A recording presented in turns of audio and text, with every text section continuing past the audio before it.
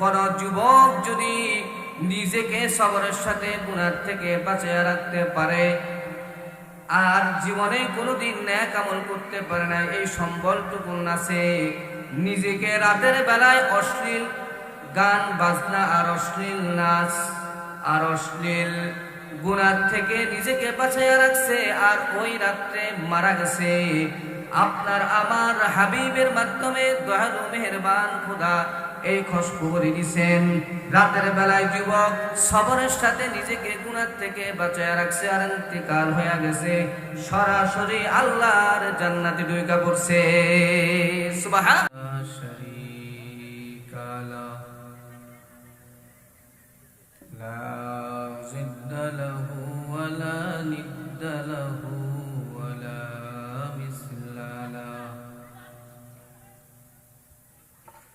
ونشهد أن سيدنا وسندنا وحبيبنا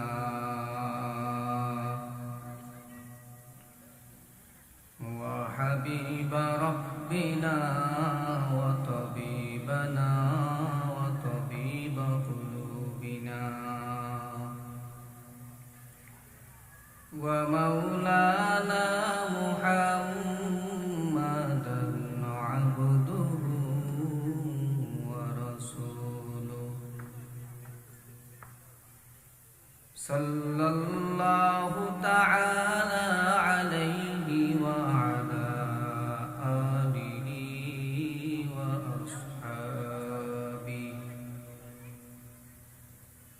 وأصحابه وبارك وسلم تسليما كثيرا كثيرا. أرسله الله تعالى بالحق بشيرا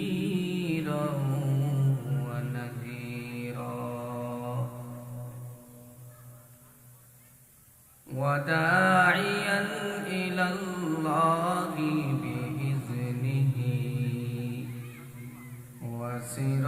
وسراجا منيرا. وبعد فأعوذ بالله من الشيطان الرجيم. بسم الله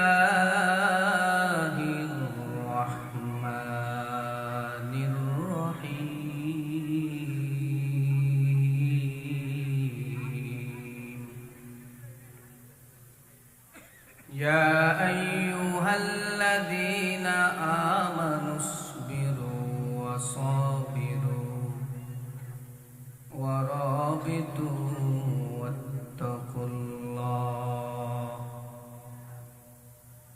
واتقوا الله لعلكم تفلحون. وقال رسول الله صلى الله عليه وسلم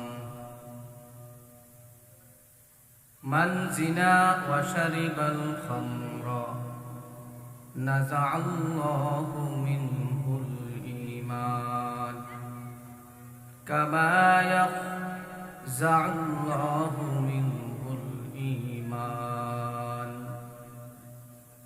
كما يخلع الإنسان القميص من رأسه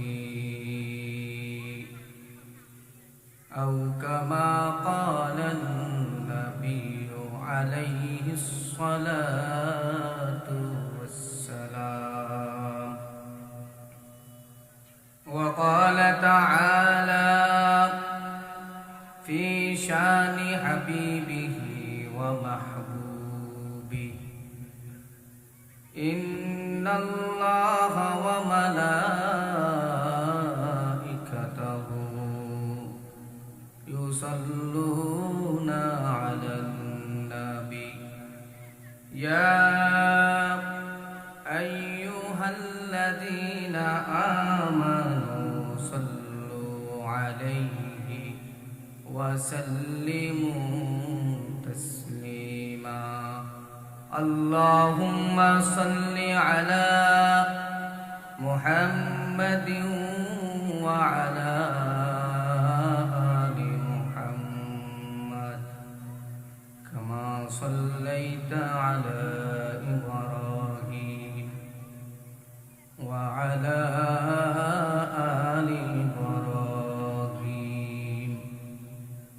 إنك حميد مجيد اللهم بارك على محمد وعلى آل محمد كما باركت على إبراهيم وعلى آل إبراهيم إنك حميد مجيد بلغ العلا بكماله كشف الدجى بجماله حسنت جميع خصاله صلوا عليه وآله بلغ العلا بكماله كشف الدجى بجماله حسنت جميع خصاله صلوا عليه وآله محمد نے آकर कुफुर को मिटाया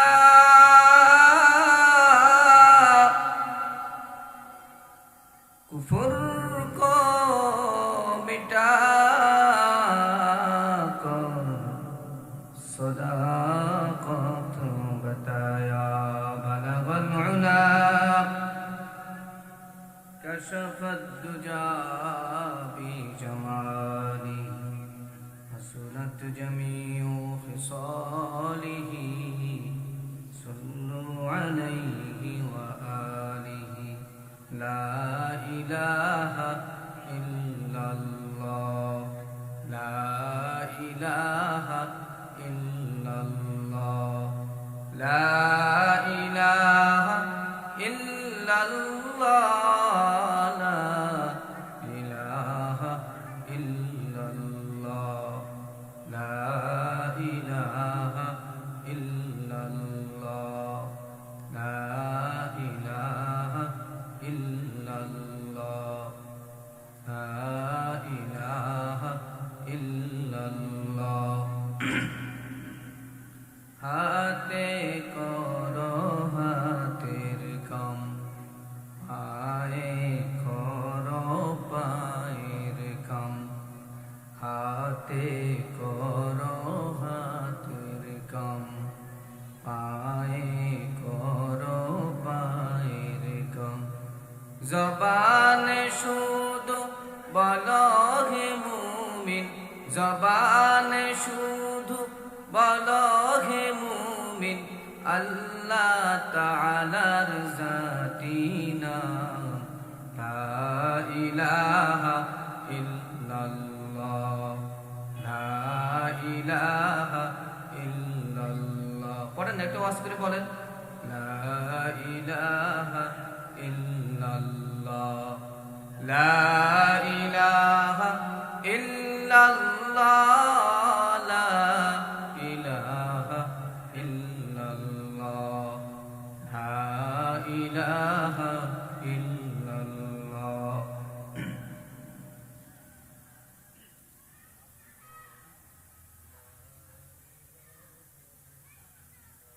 এই কালিমা পড়বে যারা কাজে লাগবে মরণ বেলা এই কালিমা পড়বে যারা কাজে লাগবে মরণ বেলা, এই কালিমার রৌশনীতে, এই কালিমার রৌশনীতে কবর হবে উজালা। লা ইলাহা ইল্লাল্লাহ, লা ইলাহা ইল্লাল্লাহ, লা ইলাহা ইল্লাল্লাহ, লা ইলাহা ইল্লাল্লাহ, লা ইলাহা ইল্লাল্লাহ, লা ইলাহা ইল্লাল্লাহ, মুহাম্মাদুর রাসূলুল্লাহ সাল্লাল্লাহু আলাইহি ওয়াসাল্লাম। ক্বালু সুবহানাকা লা ইলমা লানা ইল্লা মা 'আল্লামতানা ইন্নাকা আনতাল আলিমুল হাকীম। রব্বি ইশরাহ লি সাদরি ওয়া ইয়াসসির লি আমরি ওয়াহলুল 'উকদাতাম মিন লিসানি ইয়াফকাহু কওলি। जो फैदा नक्श कफे पाए नबी हो, ज़ीर कदम आज भी आलम का खजीना हो, ज़ीर कदम आज भी आलम का खजीना। गर सुन्नत नबवी की करे पैरवी उम्मत, गर सुन्नत नबवी की करे पैरवी उम्मत, तूफान से निकल जाएगा फिर इसका सफीना, तूफान से निकल जाएगा फिर इसका सफीना। आशिक हो बरादर शहंशाह दो आलम, आशिक हो बरादर शहंशाह दो आलम, मिश्को से ज़्यादा मुबारक इसका फसीना,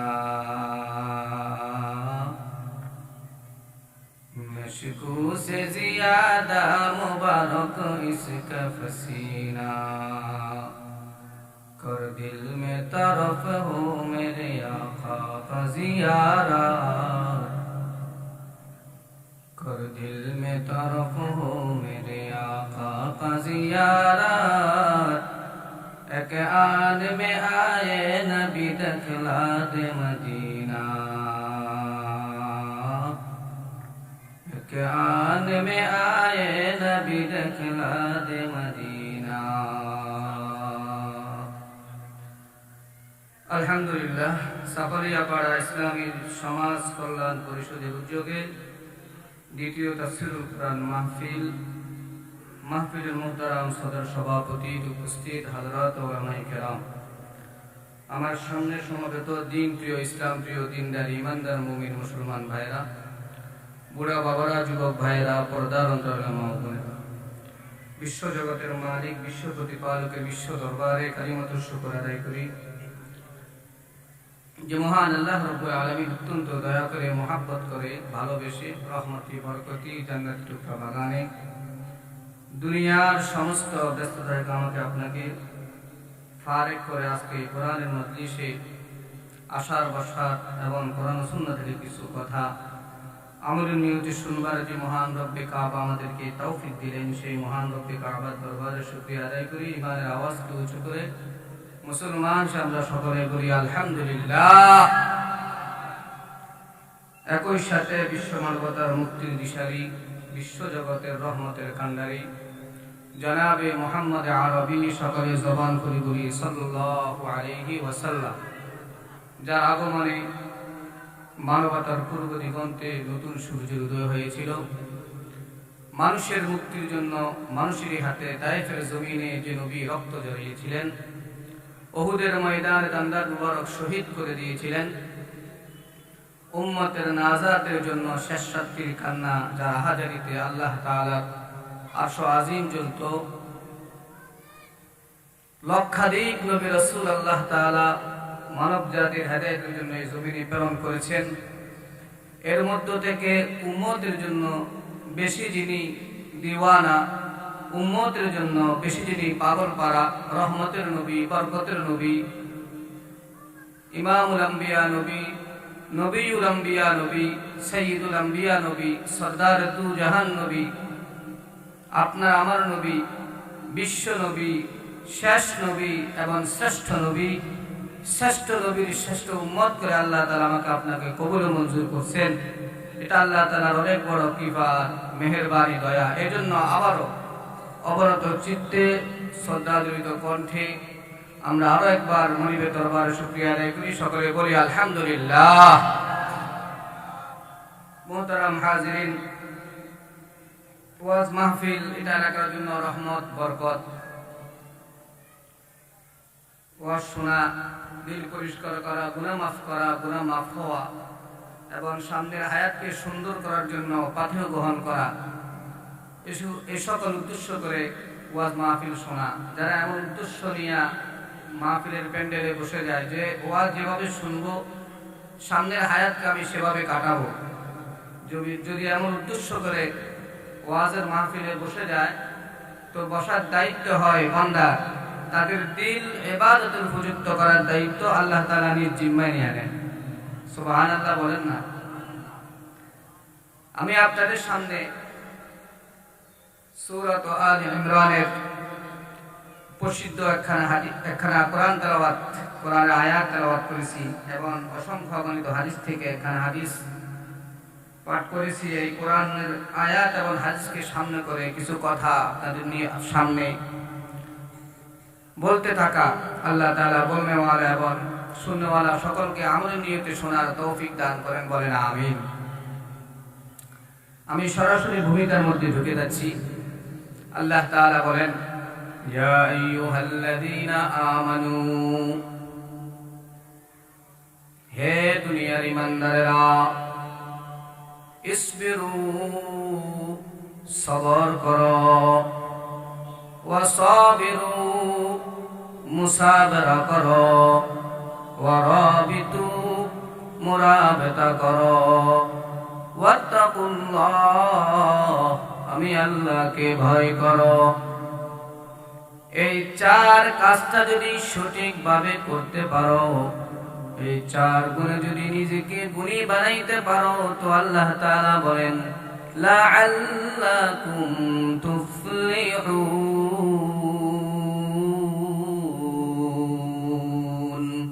অবশ্যই অবশ্যই সফল মুমিন হিসাবে তোমরা আমি আল্লাহ তাআলার কাছে আসতে পারবা। সুবহানাল্লাহ।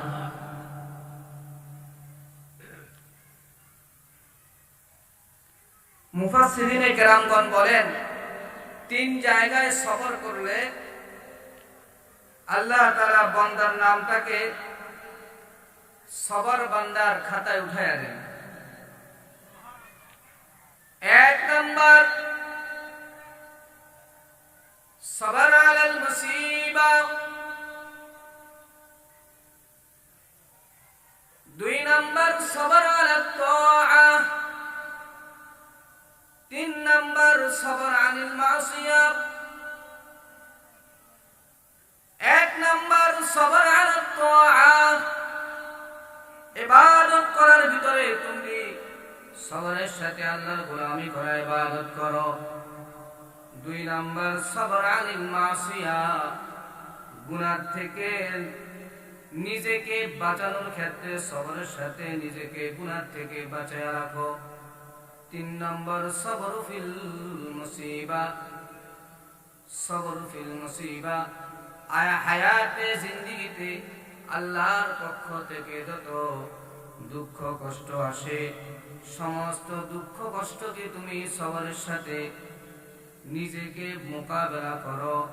আল্লাহ তাআলা বলেন, বান্দা তোমার হায়াতে জিন্দেগির ভিতরে আমি আল্লাহ তাআলার পক্ষ থেকে যত ইবাদত বন্দেগী ফরজ করে দিলাম, সমস্ত ফরজ ইবাদতগুলোকে তুমি সবরের সাথে আদায় করো।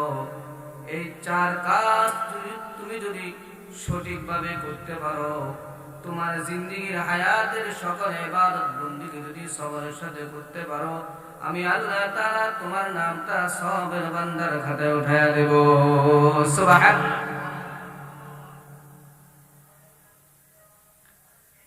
এখন সবরের সাথে ইবাদত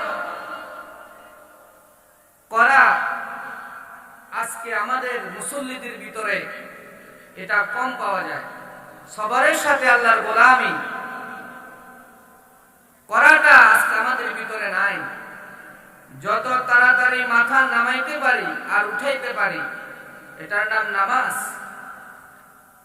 সিজদা সবরের সাথে করো, রুকু সবরের সাথে করো। আমাদের সিজদা এখন আর জমিন কাঁপে না, আমাদের সিজদার ভিতরে এখন আর চোখের পানি নাই। আগের জামানার মুসল্লিদের ইবাদতের ভিতরে, আগের জামানার মুসল্লিদের ইবাদত করত, এমন ভাবে তারা ইবাদত করত, সবরের সাথে আল্লাহর গোলামি করত।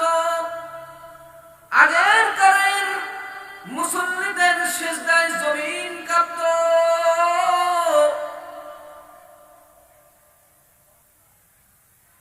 বর্তমান জামানার মসজিদ বড় সুন্দর হয়েছে, কিন্তু ইবাদত বড় সুন্দর হয়ে গেছে।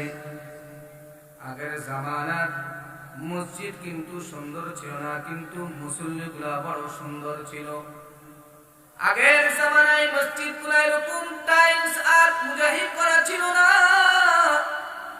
আগের জামানার মসজিদগুলোর ভিতরে ফ্যান লাগানো ছিল না। আগের জামানার মসজিদগুলোর ভিতরে এসির ব্যবস্থা ছিল না। মসজিদগুলা খেজুর পাতার ছাউনি। মসজিদের ভিতরে এক কোণায় একটা মোমবাতি জ্বলতো। আকাশ থেকে যদি বৃষ্টির ফোঁটা যদি মসজিদের ছাদের উপরে পড়তো, তো এমনই ছাদ ছিল, ছাদের ছিদ্র দিয়া পানি গড়াইয়া গড়াইয়া মসজিদের মুসল্লিদের মাথার উপরে পড়তো। কিন্তু মুসল্লিগুলা বড় দারুণ ছিল। আগের জামানায় মসজিদগুলা সুন্দর ছিল না, মুসল্লি বড় সুন্দর ছিল। তারা সিজদার দিলে জমিন কাঁপত। তারা আযান দিলে তাদের আওয়াজ পাহাড়ের চূড়ায় গিয়ে লাগতো। পাহাড়ের চূড়া থেকে তাদের আওয়াজ বের হয়ে আসতো। কিন্তু এখনকার জামানার মসজিদগুলা বড় সুন্দর হয়েছে, বড় বড় মাইক লাগছে, আওয়াজ হয়েছে, কিন্তু মুসল্লিগুলা বড় সুন্দর হয়ে গেছে। আমাদের ইবাদতের ভিতরে সেই ইখলাস আর সবর না থাকার কারণে মসজিদ সেই পুরাতন মুসল্লিগুলাকে তালাশ করে, যারা ভাঙ্গা জায়গায় দাঁড়াইয়া 2-4 রাকাত নামাজ পড়তো, সবরের সাথে ধৈর্যের সাথে আল্লাহর গোলাম হইয়া গোলামি করতো। ঠিক না বে ঠিক বলেন? 2 নম্বর, সবরের সাথে নিজেকে গুনাহ থেকে বাঁচায় রাখো। আজকে তো আমাদের গুনার প্রতিযোগিতা চলতেছে, ঠিক না বে ঠিক? জোরে বল, কে কত বেশি গুনাহ করতে পারি, এটার প্রতিযোগিতা আজকে আমাদের ভিতরে। ইবাদত বন্দেগী, এটার প্রতিযোগিতা আজকে আমাদের ভিতরে নাই। গতকালকে 31st নাইট গেছে কিনা জোরে কোন চাই? কি পরিমাণ গুনাহ আমরা করছি। ছোট্ট করে এটার একটা ইতিহাস আমি আপনাদেরকে বলি। এই 31st নাইট, এটার আসলে কি, এটা মুসলমানের ঐতিহ্য, ইসলাম কতটুকু এটাকে সমর্থন করে, এটা কি মুসলমানের ইবাদতের ভিতরে পড়ে? ইতিহাস শুনুন। বর্তমান ইতালির রাজধানী রোম, এর রোমান সভ্যতায়, রোমানের সময়, তখনকার সময়ে যারা কাফের মুশরিক ছিল, তাদের একটা দেবতা ছিল। এই দেবতার দুইটা মুখ ছিল। তারা এমন সিস্টেম করে এটাকে বানাইতো, এটার একটা মুখ সামনের দিকে এই দেবতার, আরেকটা মুখ পিছনের দিকে। ঠিক 31শে ডিসেম্বর রাত যখন 11:59, তখন তারা এই দুই মুখা দেবতা দেবীর সামনের মুখে গিয়া এই কাফের মুশরিকেরা তারা বলতো যে আজকে এই বছর, হে দেবতা, এই বছর আমাদের ভালো কাটছে, আপনার অনুগ্রহে, আপনার মঙ্গলে আমাদের বলতো যে আমাদের দয়া করে, মেহেরবানি করে, হে দেবতা, আপনি আমাদের মঙ্গল এবং আমাদেরকে আশীর্বাদ করুন, যেন আমরা আজকে এবং আগামী বছরের সময়টা আমাদের ভালো কাটে। বলেন না নাউজুবিল্লাহ। এটাকেই 31st নাইট, 31শে ডিসেম্বর উদযাপন করা হয়। আমি আপনাদেরকে একটু প্রশ্ন করি, এটা কি কোনো মুসলমানের উদযাপন করার কোনো কারণ? এটাকে ইসলাম অনুমোদন দিচ্ছেন? এটা ইসলাম সমর্থন করে? এটা কাদের কৃষ্টি কালচার? ইহুদি, খ্রিস্টান, কাফের, মুশরিক, বেঈমানেরা মুসলমানের এবং মুসলমানের বাচ্চাদেরকে নষ্ট করার জন্য মুসলমানের ভিতরে তারা এরকম ভাবে তাদের সংস্কৃতিগুলোকে এভাবে ঢুকিয়ে দিচ্ছে যে মুসলমান যেন এটার থেকে বাইর হয়ে না পারে, মুসলমান যেন সবসময় শয়তানের ভিতরে থাইকা গুনার কাজ করে তাদের ঈমান আখলাক নষ্ট হয়ে যায়। ঠিক না? ঠিক জোরে বলে। মুসলমানের ঘরে থাকার দরকার ছিল কোরআন সুন্নাহ, আজকে মুসলমানের ভিতরে ঢুকে গেছে ঢোল তবলা। ঠিক না? ঠিক বলেন। ঠিক না? ঠিক। এজন্য আমি বলি, আমাদের মুসলমানের তাহজিব, তামাদ্দুন, আমাদের মুসলমানের সেই ঐতিহ্য আজকে আমরা দিন দিন ওই ইসলামী তামাদ্দুন থেকে, আমরা ইসলামী সংস্কৃতি থেকে দূরে থাকার কারণে আজকে আমাদের ঈমান, আখলাক, আমাদের চরিত্র সব নষ্ট হয়ে যাইতেছে। কারণ আমাদের মাথায় এই নাই যে এটা 95% মুসলমানের রাষ্ট্র, কিন্তু আমাদের কৃষ্টি কালচার, চাল চলন দেখলে মনে হয় ইহুদি, খ্রিস্টান তারাও আমাদের কার্যকলাপ দেখে লজ্জিত হয়, শর্মিন্দা হয়। ঠিক না? ঠিক বলেন। ঢোল তবলার গান বাজনা, ঢোল তবলার গান বাজনা, মাথায় লই গুনার বোঝা, দিন ইসলামের পথে তোমরা চলো রে সদা, দিন ইসলামের পথে তোমরা চলো রে সোজা। ঢোল তবলার গান বাজনা, মাথায় লই গুনার বোঝা, দিন ইসলামের পথে তোমরা চলো রে সদা, দিন ইসলামের পথে তোমরা চলো রে সোজা। মুসলমানের মুখে মুখে শুনি রাধা কৃষ্ণের নাম, মুসলমানের মুখে মুখে শুনি রাধা কৃষ্ণের গান, তরুণ যুবকেরই মুখে আবার শুনি বাইরে হিন্দি গান, শুনি বাইরে হিন্দি গান। ঠিক না? ঠিক করে বলেন। ওরা আল্লাহর পথে গান গাইবে না, ওরা আল্লাহর পথে গান গাইবে শোকায়া কি মজা, কবরেতে গেলে বুঝবি এই গানের মজা, কবরেতে গেলে বুঝবি এই গানের মজা। ঢোল তবলার গান বাজনা, মাথায় লই গুনার বোঝা, মাথায় লই গুনার বোঝা, দিন ইসলামের পথে তোমরা চলো রে সোজা, দিন ইসলামের পথে তোমরা চলো রে সোজা। 31 নাইমে বাইরে কি পরিমাণ নাচানাচি হয়, 31 নামে ও ভাই কি পরিমাণ চেনা হয়। এই নাচানাচি চেনার কারণে দেশে খুদার গজব হয়। ঠিক না ঠিক করে বলেন না? এই গজব থেকে বাঁচতে হলে, গজব থেকে বাঁচতে হলে দ্বীনের পথে চলরে সদা, দ্বীন ইসলামের পথে তোমরা চলো রে সোজা, দ্বীন ইসলামের পথে তোমরা চলো রে সোজা। ঢোল তবলার গান বাজনা, মাথায় লই গুনার বোঝা, মাথায় লই গুনার বোঝা, দ্বীন ইসলামের পথে তোমরা চলো রে সোজা, দ্বীন ইসলামের পথে তোমরা চলো রে সোজা। মুসলমানের মুখে শুনি ফাটা যায়, ওই ভাই ফাটা যায়, আছে না নাই? মুসলমানের মুখে শুনি ফাটা যায়, ওই ফাটা যায়। এরকম গান গাইতে বাইরে জাহান্নামে চইলা যায়।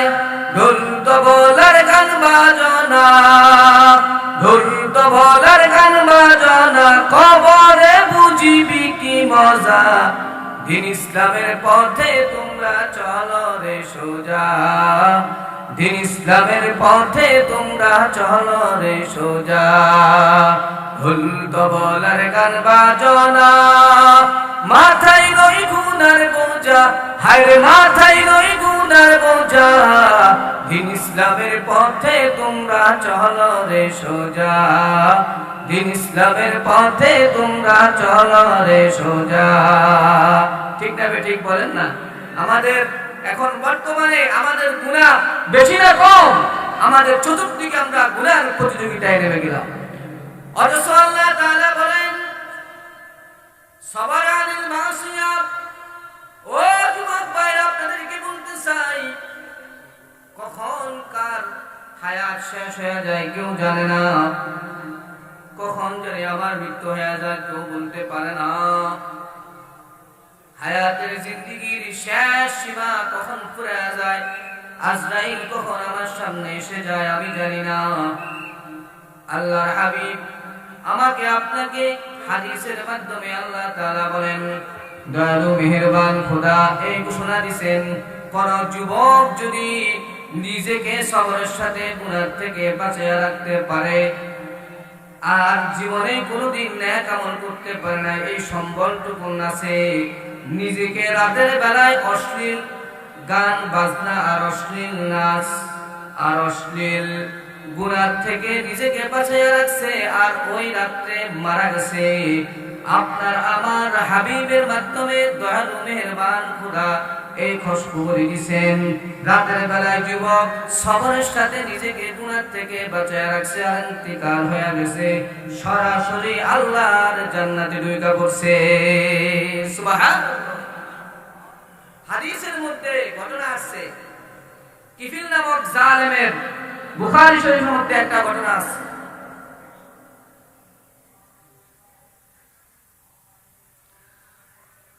কিফিল নামক জালেম জিনা করতে গেছে, জিনা মহিলাকে টাকা ধার দিছে, তবে শর্ত করে দিছে আমার থেকে 500 টাকা তুমি নিতে পারো, 500 টাকা আমি তোমাকে দিতে পারি, তবে আমার কাছে দেহ বিক্রি করতে হবে, দেহ বিক্রি করতে হবে। মুসিবতটা এমন, ওই মহিলা টাকার প্রয়োজন জনে তাকে জেনার কাছে মুখোমুখি হইতে হচ্ছে। কিফিল নামক জালেম দরজা জানালা সব বন্ধ করে ফেলছে। নীরবে নিরালায় নির্জনে জিনার প্রস্তুতি গ্রহণ করেছে। জেনা আরম্ভ করবে এমন সময় সে মহিলার দিকে তাকায় দেখে ওই মহিলার চোখ দিয়ে ঝরঝর করে পানি পড়তেছে, চোখের পানি পড়তেছে। কিফিল নামক জালেম বলে, হে মহিলা, তুমি কেন কাঁদতেছ? কান্নাকাটি কেন করতেছ? এবার ওই মহিলা বলে, আমি আল্লাহর ভয়ে কান্নাকাটি করতেছি। কয় কিসের আল্লাহর ভয় বলো? কয় আমি আমার জীবনে হায়াতের ভিতরে কোনোদিন জেনার গুনাহ আমি করি নাই। আজকে জেনার কাজে লিপ্ত হওয়ার পরে যদি আমার মৃত্যু হয়ে যায়, ইন্তেকাল হয়ে যায়, তাহলে আমি আমার মালিকের কাছে এমন ভাবে গেলাম, জেনার গুনাহ নিয়ে আমার মালিকের কাছে হাজির হইলাম। আমি আমার মালিকের কাছে জিনার গুনাহ নিয়া যাইতে বড় ভয় লাগে, এই জন্য কাঁদি। কিফিল নামক জালেম বলে, তাহলে ঠিক আছে, যাও, তোমার মতো পবিত্র মহিলাকে অপবিত্র করতে চাই না। যাও যাও, তোমাকে ক্ষমা করে দিলাম, মাফ করে দিলাম, 500 টাকা তোমাকে হাদিয়া দিলাম, সদকা দান করে দিলাম। মহিলা চলে গেছেন। হাদিসে পাকে আপনার আমার পয়গম্বর নিজে বর্ণনা করতেছেন, ওই কিফিল নামক জালেম রাতের বেলা ইন্তেকাল হয়ে গেছে। এলাকার লোকজন শুকর আদায় করতেছে, জালেম মারা গেছে, জালেম মারা গেছে, ভালো হয়েছে।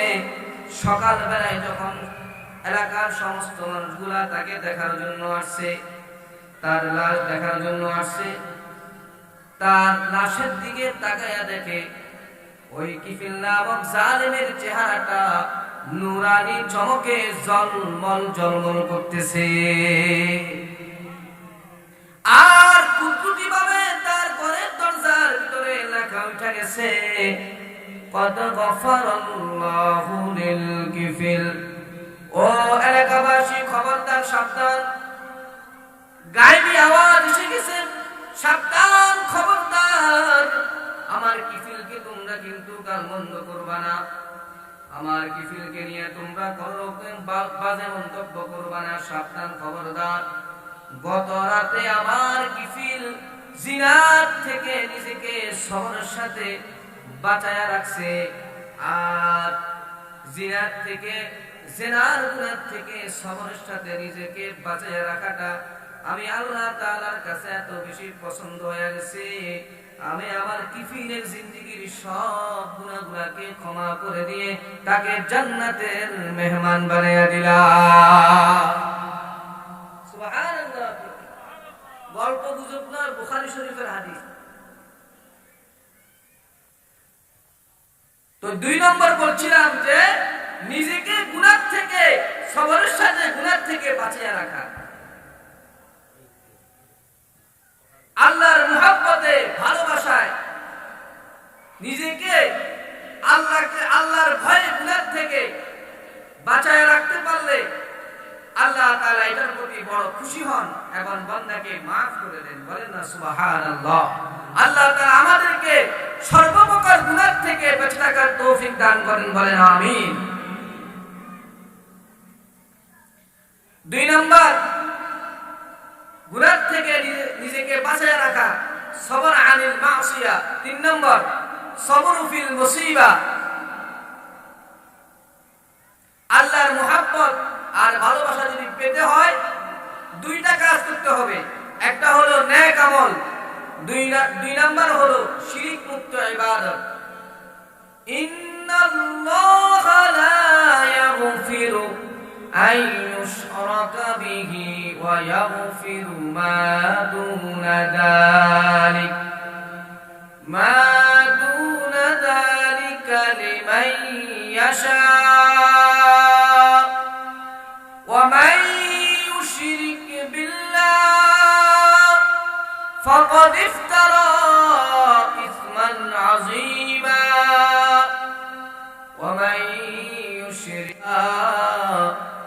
فقد حرم الله عليه الجنة আল্লাহ তাআলা বলেন বান্দা শিরক এটা এমন একটা পাপ এমন একটা জঘন্যতম অন্যায় আল্লাহ তাআলা বান্দার সব গুনাহগুলোকে ক্ষমা করে দিবেন কিন্তু আল্লাহর মতো আরেকজনকে বানায়া যে পূজা করেছো এই গুনাহ আল্লাহ তাআলা কখনো ক্ষমা করবেন না আমাদের দেশে শিরক হয় কি হয় না মাজারে গিয়ে সিজদা আমাদের মতো মুসলমানরা করে কি করে না হ্যাঁ আল্লাহর কাছে কদিন ছেলে মেয়ের জন্য চায় যখন আল্লাহ থেকে পায় না এবার মাজারে গিয়ে সিজদা করে বাবার কাছে চায় কি বলেন বাবা সন্তান দেওয়ার ক্ষমতা রাখে হ্যাঁ না আপনি ঈমান নষ্ট করে ক্ষমতা সন্তান দেওয়ার মালিক কে আল্লাহ তাআলা বলেন লিল্লাহি মুলকুস সামাওয়াতি ওয়াল আরদ ইয়াহাবু লিমান ইয়াশাউ ইনাথা ওয়া ইয়াহাবু লিমান ইয়াশাউ যুকুর আল্লাহ বলে আসমানের মালিক আমি জমিনের মালিক আমি এ আমার বান্দা আমি যাকে চাই তাকে পুত্র সন্তান দান করি আমি যাকে চাই তাকে কন্যা সন্তান দান করি আও ইউযাউবিজুহুম যুকরানা ওয়া ইনাথা ওয়া ইয়াজআলু মান ইয়াশাউ আকিমা আমি আল্লাহ তাআলা যাকে চাই তাকে শুধুমাত্র পুত্র সন্তান দান করি যাকে চাই তাকে শুধু কন্যা সন্তান দান করি আর আমি আল্লাহ তাআলা যাকে চাই তাকে পুত্র সন্তানও দেই না কন্যা সন্তানও দেই না সব কিছুর মালিক আমি আল্লাহ তাআলা ঠিক কিনা জোরে বলে তো মাজারে গিয়া দেশা মাজারে গিয়া কি পাওয়া যায় নিজের ঈমান কে ধ্বংস করে ঈমানকে দিয়া আমরা সেখান থেকে চলে আসি কোরআন হাদিসের বাইরে কোরআন সুন্নাহর বাইরে এই দেশে যত মাজার আছে সমস্ত মাজারগুলোকে ভেঙে চুরে মাটির সাথে মিশিয়ে দিতে হবে ঠিক কিনা জোরে বলেন আবার কে কেউ গান গায় মাজারে গিয়া আল্লাহর ধন নবী দিয়া আল্লাহ গেছেন গায়েব হইয়া নবীর ধন খাজার দিয়া নবী গেছে খালি হইয়া খাজা নবীর ধন খাজায় পাইয়া বৈশা রইছে আজমিরে কেউ ফিরে না খালি হাতে বাবারে তোর দরবারে এই সমস্ত গান আছে না নাই আমি তো বলি ঠিক বলেছেন কেউ ফিরে না খালি হাতে কেউ মদের বদল নিয়ে ফিরে কেউ গাঞ্জা নিয়ে ফিরে কেউ নারী নিয়ে ফিরে এজন্য আল্লাহ তাআলা বলে বান্দা তোমার যা কিছু দরকার তোমার যা কিছু পাওয়া দরকার আমি আল্লাহ তাআলার কাছে চাও আমার মুহাব্বত তুমি চাও আমার মুহাব্বত যদি তোমাকে পেতে হয় তাহলে তোমাকে দুইটা কাজ করতে হবে এক নাম্বার হলো নেক আমল আর দুই নাম্বার হলো শিরক মুক্ত ইবাদত আমরা তো ইবাদত বন্দেগী মুহাব্বতের সাথে করি না যার কারণে আমরা ফলাফল পাই না তো আমি বলতেছিলাম ইয়া আইয়ুহাল্লাযীনা আমানু আল্লাহ বলেন হে ঈমানদাররা ইসবিরু সবর করো ওয়াসাবিরু মুসাবারা করো ওয়ারাবিতু মুরাবাতা করো ওয়াত্তাকুল্লাহ আমি আল্লাহকে ভয় করো ওয়াসাবিরু মানে সবর করো সবরে অটল থাকো সবরে অটল থাকো আজকে আমাদের মধ্যে সবরের অটলতা নাই ধৈর্য নাই অথচ ধৈর্য এমন একটা গুণ আল্লাহ কয় আমার পেয়ারা পেয়ারা বান্দাগুলা ধৈর্য থাকার কারণে তাদের ভিতরে আমি আল্লাহ তাআলা তাদেরকে বিজয় দান করেছি দুনিয়ার বাদশাহী দান করেছি এবং আমি পরকালে তাদেরকে জান্নাত পর্যন্ত পৌঁছায়া দিয়েছি সুবহানাল্লাহ সবর আমাদের মধ্যে আসেনি নাই আল্লাহ বলে ওয়াসাবিরু সবরে অটল থাকো একটা দুঃখ বালা মুসিবত আসলে আমরা দিশেহারা হয়ে যাই আল্লাহকে পর্যন্ত গাল দিতে আমরা কোনো দ্বিধাবোধ করি না কি বলেন ঠিক না বেঠিক সবরের গুণ আছে আপনারা কেউ আবার অন্য কিছু মনে করিয়েন না, রাজনীতি মনে করিয়েন না। যেগুলা বাস্তবতা সেগুলা বলতে হয়। আমাদের বাংলাদেশের মুসলমানদের ধৈর্য এবং সবর থাকার কারণে আল্লাহ তাআলা তাদেরকে অনেক বিজয় দান করছেন, ঠিক না বেঠিক?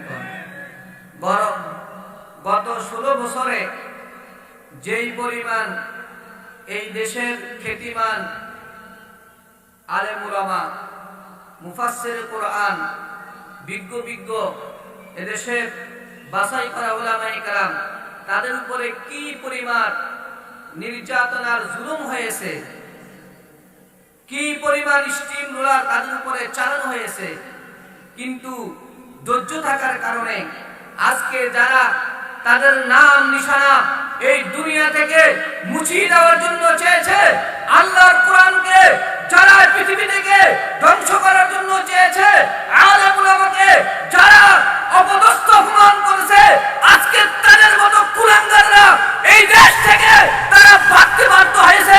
আল্লাহর কোরআন আছে, উলামায়ে কেরাম আছে, ইসলাম ছিল, আছে, থাকবে, কিয়ামত পর্যন্ত থাকবে। বিদ্রোহী, কোরআন বিরোধী, ইসলাম বিরোধী কোন কুলাঙ্গার এই দেশে থাকতে পারবে না, ঠিক না বেঠিক করে বলেন? আল্লাহ বলে সবর করো, সবরের ভিতরে আমি ধৈর্য রেখেছি, বিজয় রেখেছি।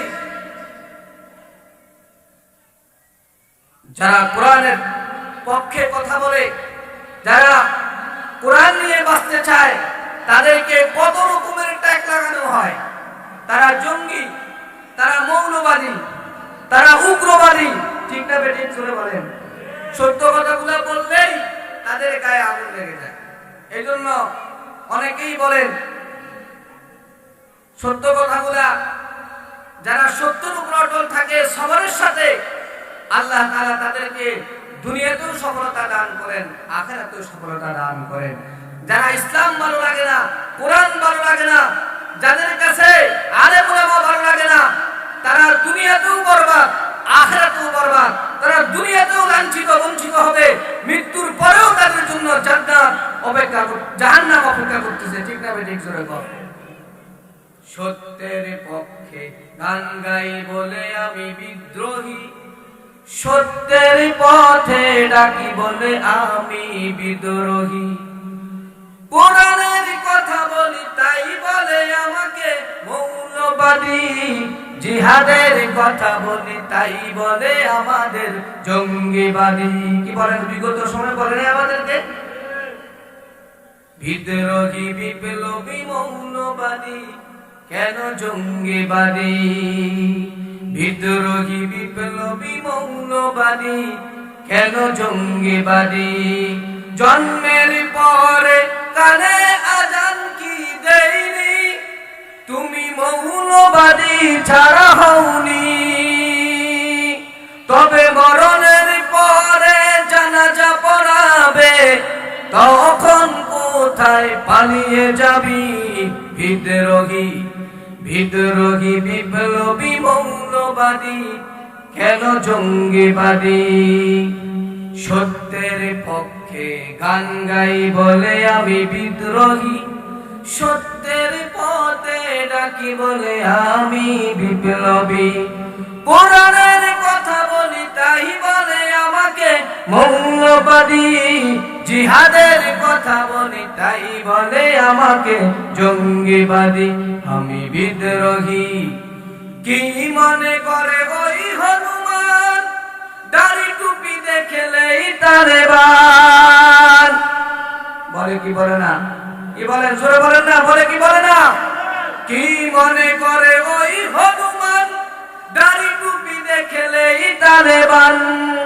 তবে সিংহের চেয়ে বেশি ভয় পায় মাথায় পাগড়ি দেখে যদি বিদ্রোহী, বিদ্রোহী, বিপ্লবী, মৌলবাদী, কেন জঙ্গিবাদী? সত্যের পক্ষে গান গাই বলে আমি বিদ্রোহী, সত্যের পথে ডাকি বলে আমি বিপ্লবী। কোরআনের কথা বলি তাই বলে আমাকে মৌলবাদী, জিহাদের কথা বলি তাই বলে আমাকে জঙ্গিবাদী।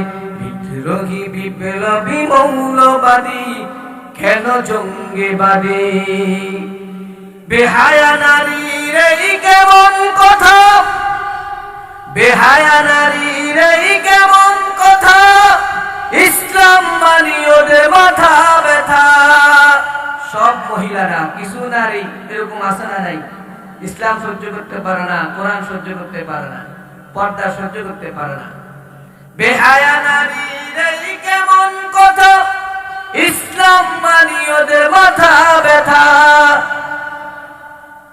যদি পর্দার কথা যদি বলি তবে পর্দার কথা যদি বলি তখন হই আমি ফতোয়াবাদী বিদ্রোহী বিদ্রোহী বিপ্লবী মৌলবাদী কেন জঙ্গিবাদী বিদ্রোহী বিপ্লবী মৌলবাদী কেন জঙ্গিবাদী সত্যের পক্ষে গান গাই বলে আমি বিদ্রোহী সত্যের পথে ডাকি বলে আমি বিপ্লবী কোরআনের কথা বলি তাই বলে আমাকে মৌলবাদী জিহাদের কথা বলি তাই বলে আমাকে জঙ্গিবাদী কেন বিদ্রোহী বিপ্লবী কেন জঙ্গিবাদী বলতেছিলাম আমার ভাইরা আমার কোরআনের আয়াত ইয়া আইয়ুহাল্লাযীনা আমানু হে ঈমানদাররা ইসবিরু তোমরা সবর করো ওয়াসাবিরু সবরে অটল থাকো ইয়াকুব আলাইহিস সালাতু ওয়াস সালামের মতো তোমরা সবরে অটল থাকো আল্লাহর পয়গম্বর হযরত ইয়াকুব আলাইহিস সালাতু ওয়াস সালাম কি পরিমাণ সবর করেছিলেন সবরের ময়দানে ছিলেন আল্লাহ তাআলা হযরত ইয়াকুব আলাইহিস সালাতু ওয়াস সালামকে পরীক্ষা করার জন্য তার পুরো শরীরের ভিতরে রোগ দিয়া দিবেন পোকামাকড় দিয়া দিবেন আল্লাহু আকবার আল্লাহ তাআলা এই রোগের কারণে তার থেকে তার পরিবার পরিজন ছেলে সন্তান সবাই চলে গেছে স্ব স্থানে চলে গেছেন তার ঘর বাড়ি মাল দৌলত সব আল্লাহ তাআলা ধ্বংস করে দিয়েছেন ও মুমিন মুসলমান ইমানদার এলাকার মানুষ হযরত ইয়াকুব আলাইহিস সালাতু ওয়াস সালামের রোগের দুর্গন্ধের কারণে তাকে জঙ্গলে ফেলায় রাখছেন কিন্তু হযরত ইয়াকুব আলাইহিস সালাতু ওয়াস সালামের ধৈর্য ভাঙে নাই তিনি সবরের ময়দানে আছেন ধৈর্য ধারণ করতেছেন আল্লাহ তাআলার ইবাদত বندگی করতেছেন আল্লাহু আকবার একটা পোকা পুরো শরীর খেয়ে ফেলছে একটা পোকা যখন হযরত ইয়াকুব আলাইহিস সালাতু ওয়াস সালামের এই জিহ্বার ভিতরে আস্তে আস্তে চলে আসছে এবার হযরত ইয়াকুব বলে ও মালিক আমার পুরো শরীর অঙ্গ প্রত্যঙ্গ সব খেয়ে ফেলছে এই পোকাটা যদি আমার জিহ্বাটা খেয়ে ফেলে বলো না আমি আল্লাহ তাআলা তুমি মাওলার জাতি নাম আমি আমার শরীরের করঙ্গের দ্বারা নেব আল্লাহ বলে বান্দা আমার ইয়াকুব যেমন দুঃখ কষ্ট যা কিছু আমি আল্লাহর পক্ষ থেকে আমি দিয়েছি তোমাদের উপর আমি বিপদ বালা মুসিবত দেব যদি ধৈর্য ধারণ করতে পারো আমার ইয়াকুবের মতো তোমাদেরকে বানায়া দেব আমার ইয়াকুব শেষ পর্যন্ত আমি আল্লাহ তাআলার সম্মানের আসনে পৌঁছায় গেছেন আমার আয়াতের আরেকটা আয়াত আমি আসতেছি আরেকটা শব্দ আল্লাহ বলেন ইসবিরু তোমরা সবর করো এবার আল্লাহ বলেন ওয়াসাবিরু সবরে অটল থাকো এরপরে আল্লাহ বলেন ওয়ারাবিতু তোমরা ইবাদতের ধারাবাহিকতা রক্ষা করো ও মুমিন মুসলমান এটার যদি উদাহরণ দিই এটা হলো এমন ও মুসিবত বালা মুসিবত আল্লাহ তাআলা দিবেন দুঃখ কষ্ট দিবেন এরপরে আল্লাহ বলেন তারপরে তোমরা সবর থেকে সরিও না মুরাবাতা করো তোমরা ধারাবাহিকতা রক্ষা করো এটার অর্থ হলো তুমি ফজরের নামাজ পড়েছো এবার যোহরের জন্য তুমি যোহরের নামাজের ধারাবাহিকতা রক্ষা করো যোহর পড়েছো এ আমার বান্দা আসরের জন্য তুমি অপেক্ষা করো আসর পড়েছে এবার মাগরিব পড়ার জন্য তুমি অপেক্ষামান থাকো। এই বান্দা আসরের নামাজ তুমি পড়েছো, এবার মাগরিবের জন্য তুমি অপেক্ষায় থাকো। ওই বান্দা এবার মাগরিবের নামাজ পড়েছে, এবার এশার নামাজ পড়ার জন্য আল্লাহ কয় তুমি অপেক্ষা থাকো। এমন ভাবে যদি তুমি আমার ইবাদত বندگی করতে পারো, ধারাবাহিকতা রক্ষা করতে পারো, আমি আল্লাহ তাআলা তোমার নাম সওয়াবের বান্দার খাতায় উঠাইয়া দেব। আল্লাহ বলেন, ও দুনিয়ার মানুষ, তোমার ধারাবাহিকতার অনেক দাম, আল্লাহ তাআলার কাছে ধারাবাহিকতার ইবাদতের অনেক বেশি দাম। হযরতে দেওবন্দের আল্লাহর ওলি ইয়াকুব নানতুবি রাহমাতুল্লাহি আলাইহি, তিনি কেমন ধারাবাহিকতা রক্ষা করতেন। হযরত ইয়াকুব আলাইহিস সালাতু, হযরত ইয়াকুব নানতুবি এক মাহফিলে গেছেন, আসরের নামাজের ইকামত হইতেছে, মানুষ সকল তার সাথে মুসাফা করতেছেন, আস্তাগফিরুল্লাহ ইয়াগফিরুল্লাহু লানা ওয়া লাকুম ইয়াগফিরুল্লাহু লানা ওয়া লাকুম। এমন ভাবে মানুষ তাকে ভিড়ে ধরছেন, তিনি আসরের নামাজ পড়ছেন, তবে তাকবীরুল সারা পড়ছেন। এবার আসরের নামাজের পরে হযরত ইয়াকুব নানতুবি তিনি মাটির মধ্যে বেহুশ হয়ে পড়ে গেছেন। মানুষ সকল দৌড়ায় ডাক্তারের জন্য। হযরত ইয়াকুব নানতুবি রাহমাতুল্লাহি আলাইহি বলেন, ডাক্তার লাগবে না। কয়, হুজুর আপনি অসুস্থ হয়ে গেছেন, আপনি অসুস্থ হয়ে গেছেন। কয়, আমি অসুস্থ হই নাই রে, আমারে চিন্তায় ধরছে।